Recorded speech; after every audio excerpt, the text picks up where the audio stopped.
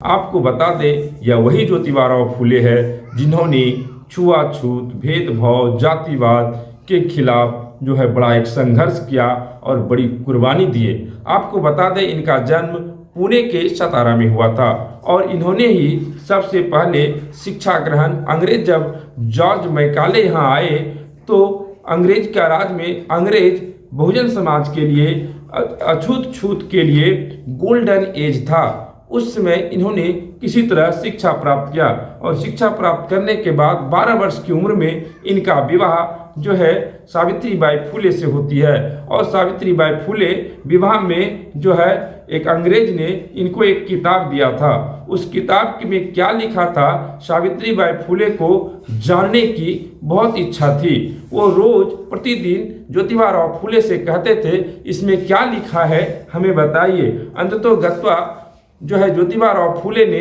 वह किताब के पढ़कर बताने के बजाय उनको प्रतिदिन शिक्षा देने लगे और पढ़ाने लगे और इतना पढ़ा दिए कि वह पढ़ाने लायक हो गई। पूरा समाज किताब खुद पढ़ने लगी और पढ़ करके हमारे यहाँ जो सती प्रथा था, जो विधवा हो जाती थी, उनको जिंदा जलना पड़ता था और उनको पिता और पति दोनों के संपत्ति से बाहर होना पड़ता था। उनकी कोई समाज में सामान्य वैल्यू नहीं होती थी, कोई मान सम्मान नहीं होता था, उनको उपयोग की वस्तु समझी जाती थी। ज्योतिबाराव फुले ने इनका बेड़ा उठाया और उन्होंने समाज में समता, समता और बंधुता की के लिए काम करने लगे। ज्योतिबाराव फुले में ये भावनाएं तब जगी जब अपने सवर्ण दोस्त के साथ वह विवाह में बाराती के रूप में गए थे और वहाँ उस सवर्ण के जो दोस्त थे वहाँ और जो बाराती सवर्ण थे, उन्होंने इनको पिछड़ा होने के यानी माली जाति होने के कारण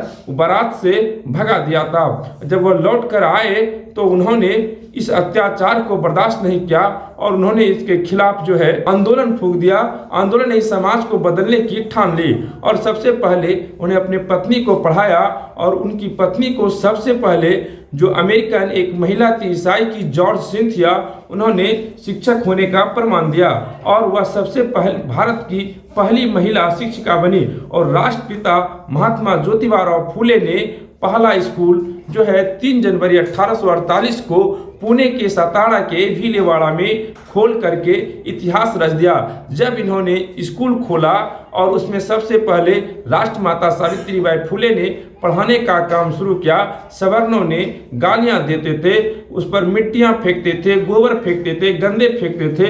परिणामतः राष्ट्रमाता सावित्रीबाई फुले को 2 कपड़े लेकर स्कूल जाना पड़ता था। एक जो गंदे होते उसको साफ करके सूखने देते थे, फिर और जो लेके जाते थे उसको पहन करके वो पढ़ाते थे। और यही नहीं, इतना अत्याचार हुआ कि इनके पिताजी से मिल करके उस समय मनुवादियों ने पेशवाइयों ने उसको घर से बाहर निकलवा दिया।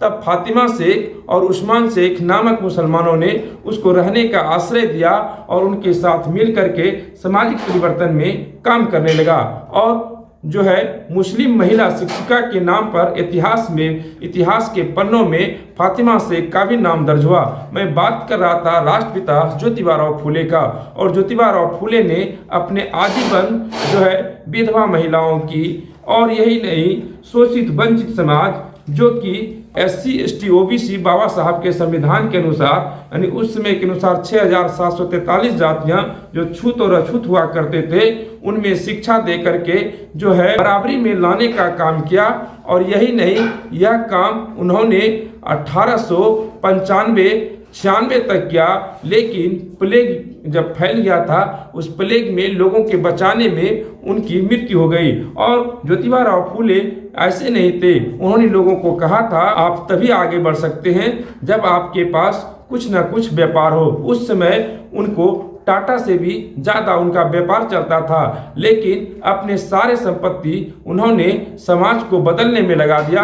राष्ट्र निर्माण में लगा दिया। ऐसे थे ज्योतिबाराव फुले। ज्योतिबाराव फुले की जितनी चर्चा की जाए, जितना इतिहास बताया जाए, वह कम नहीं है। सबसे पहले राष्ट्रपिता और महात्मा की उपाधि ज्योतिबाराव फुले को दिया गया था, लेकिन बाद में देश के मिस्टर गांधी जो वर्ण व्यवस्था के पक्षधर थे, उन्होंने अपने ही लोगों से खुद को महात्मा कहवाकर, खुद को राष्ट्रपिता कहवाकर उनकी उपाधि को चुराने का काम किया। लेकिन भारतीय इतिहास में अगर देखा जाए, मौर्य वंश के इतिहास में देखा जाए, तो अंबेडकर ने भी अपना पहला गुरु और अपना आदर्श किसी को माना तो उन्होंने ज्योतिबाराव फूले को माना, कबीर को माना, बुद्ध को माना, और ज्योतिबाराव फूले के ही रास्ते पर चल करके साहू जी महाराज ने जो है लोगों को हक अधिकार दिया, और साहू जी महाराज को जो है आरक्षण का जनक कहा जाता है। सबसे पहले जब वह राजगद्दी पर बैठे और उनका ब्राह्मणों ने तो अब राज्याभिषेक भी नहीं किया, लेकिन जब वह किसी तरह राज्याभिषेक हुआ, राजगद्दी पर बैठे,